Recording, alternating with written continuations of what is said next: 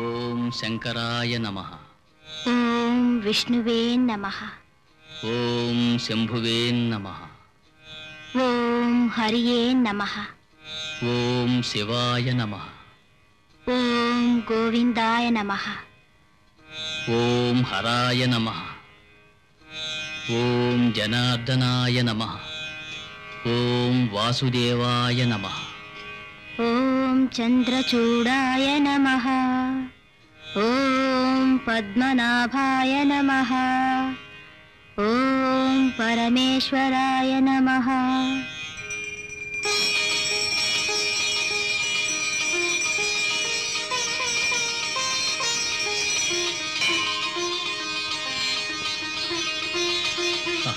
స్వామి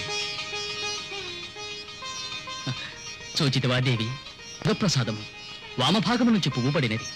మనకు బిడ్డలు లేరనే చింత నేటితో తొలగిపోయినది. తప్పక మన కోరిక నెరవేరుతుంది. దేవుడికి మన మీద అంత కరుణ ఉన్నట్టయితే ఎన్ని సంవత్సరాలు ఒక బిడ్డ కోసం తప్పించి తప్పించి కన్నీరు కార్చేవాళ్ళవా? నన్ను ఓదార్చడం కోసం ఎందుకు ఇలా మాట్లాడటం? నేను కొట్టాలని నాకు ఈ జన్మలో బిడ్డలే పుట్టరండి. దేవి, భవిష్యత్తును చెప్పేవాళ్ళెవరూ లేరు. ఆ పరమాత్మ తలుచుకుంటే వాడిన పువ్వైనా పరిమళిస్తుంది. ఏ జన్మలో చేసుకున్న పాపము ఇప్పుడు వేధిస్తున్నదంతే. ఆ దైవం దయతలిచి కించిత్ కనికరిస్తే చాలు, మన ఆవేదన నిరాశ కర్పూరంలా హరించుకుపోతాయి. దేవి, ఆ దైవాన్ని నమ్ముకుని శుభగడియల కోసం ఎదురు చూద్దాం. తీసుకో.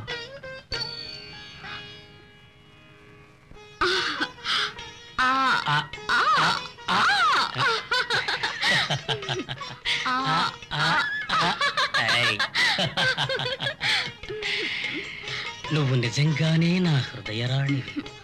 హృదయరాణినైతే ఏం ప్రయోజనం? నేను మహారాణి కావాలన్న కోరిక ఇంకా నెరవేరనే లేదే. తప్పకుండా అది నెరవేరుతుంది. ఎప్పుడు? కాలం కలిసి రావాలి కదా. ఎప్పుడు కలిసి వస్తుంది అంటే? మన మహారాజు గారికి పిల్లలు లేరు, పుట్టే అవకాశము లేదు.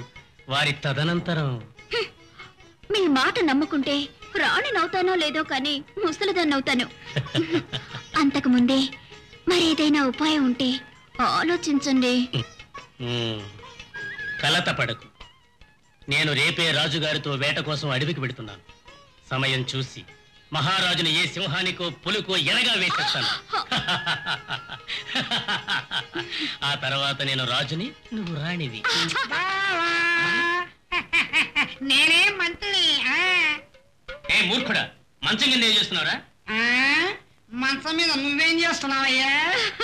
అదంతా తర్వాత చెప్తాను, ముందు అవతలకి వెళ్ళు. నేను వెళ్ళను. నువ్వు నాకు మంత్రి పదవి ఇస్తానంటేనే నేను అవతలకి వెళ్తాను. అక్కయ్యా, పాపం మంత్రిని చేస్తానండి, దానికి ఆలోచన ఎందుకు? ఈ తిమ్మన్న మంత్రి అయితే మనకి కష్టాలే. ఓహో, నువ్వు మాత్రం మంత్రి కాలేదేమిటి? నా కర్మ. సరేలే, నేను రాజునైన తర్వాత నువ్వే మంత్రివి. ఇక్కడి నుంచి వెళ్ళు. అక్కయ్యా, నేనే మంత్రి. గట్టిగా అరవకురా నువ్వు, ఎవరైనా వింటే ప్రమాదం వస్తుంది. ఏం నష్టం లేదు. మీ తమ్ముడికి పిచ్చి పట్టిందని ఈ ఊరందరికీ తెలుసు. వట్టి కోతి. ఏకాంతంగా కాసేపు సరదాగా మాట్లాడాలంటే వదలడు. నువ్వు రా రాణి.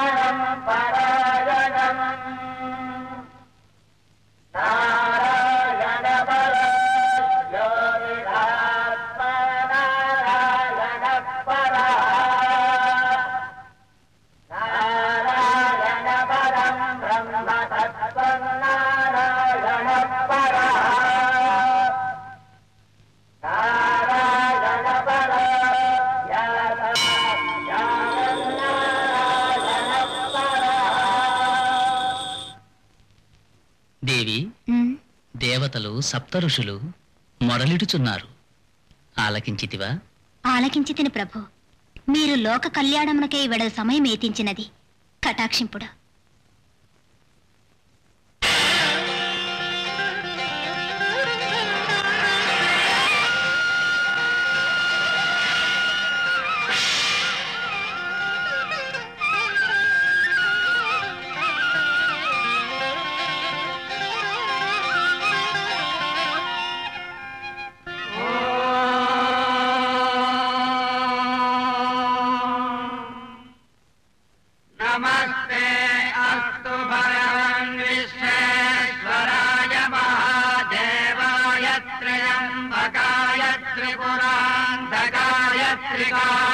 कालाय कालाग्निरुद्राय नीलकण्ठाय मृत्युञ्जयाय सर्वेश्वराय सदाशिवाय श्रीमन्महादेवाय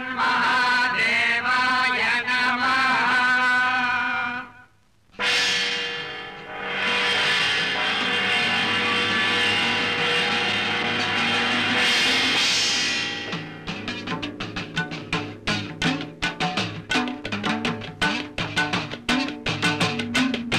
శరణాగతులను దయజూచే దుష్ట దైత్యకుల వైరి మహిషిని మర్దించు దారి చూపి శాంతినొసంగు మురారి, శాంతినొసంగు మురారి.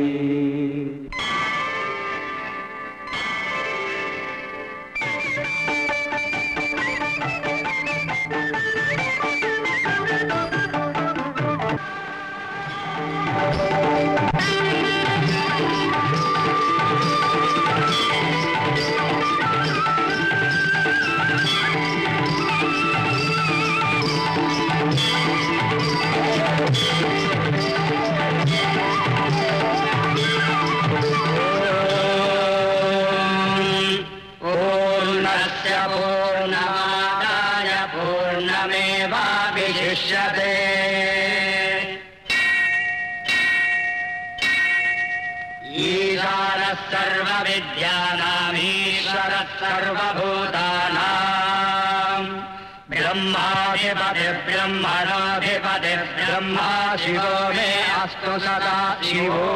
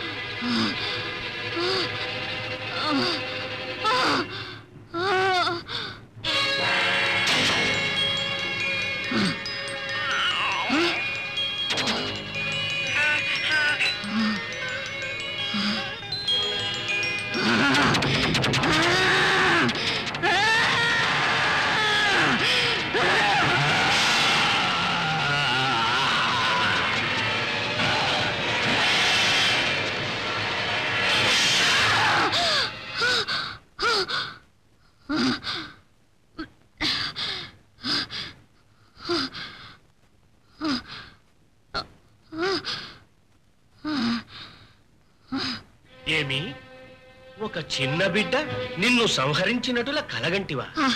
నిజము ముద్గరా. ఆ కళను తలచుకొన్నచో నా మేను కంపించుచున్నది. నా నవనాడులందునూ ప్రవహించు రక్తము చలనరహితమైనట్టులున్నది. కేవలం ఒక కళకింత భయపడుచుంటివే. కలలను నిర్లక్ష్యము చేయరాదు వృషుండి. ప్రతి కళకు మానసిక సంఘర్షణే కారణమై ఉండు. చాలించు నీ వాదన మహిషి. ఈ ముద్గరునికి వయసుడిగినది, అందుకే అర్థము లేని వ్యర్థ ప్రేలాపనలు మితిమీరినవి. వీనికి విశ్రాంతొసగుటయే మీరు. ఆ విషయం అటు ఉంచుము ముద్గరా. నేను కలగనినట్టు హరిహరుల సంగమము వలన బిడ్డ జన్మించినాడందువా? అవును, అది ఎన్నటికీ సాధ్యము కాదు. దేవతలకు సాధ్యము కానిది ఏదియూ లేదు. నాడు దాక్షాయిని దక్షుని యజ్ఞగుండమునందు ప్రాణత్యాగము చేసిన పిదప తారకాసురుడో వరమడిగినాడు. శివుని కుమార్ని వలనే తనకు మరణము వాటిల్లవలెనని. అప్పుడేమైనది? దేవతలందరూ ఏకమై ఆదిశక్తిని ప్రార్థించి మరల అవతారమెత్తునట్లు వేడినారు. రహస్యముగా గిరిజా కళ్యాణము గావించినారు. అందువలనేమైనది? ఓరి అజ్ఞాని, ఆ కారణము వలనే కుమారస్వామి పుట్టినది, తారకాసురుణ్ణి సంహరించినది. కావచ్చు ముద్గర. శివుడు పెళ్లియాడినది గిరిజను, ఆమె స్త్రీ, శిశువును ప్రసవించినది. కాని మన మహిషివరం అట్టిది కాదు కదా. హరి పురుషుడు, హరుడు పురుషుడే. వారిరువురి సంగమము వలన మహిషిని వధించు బాలకుడు పుట్టుట ఎటుల సాధ్యము? నిజము, భృశుండి పలుకులు నిజము. ఇది ఎన్నటికీ సాధ్యము కాని కార్యము. నా కలకు అర్థమే లేదు. హరిహరులకు పుత్రుడు జన్మించుట కేవలము భ్రమ, కేవలము భ్రమ.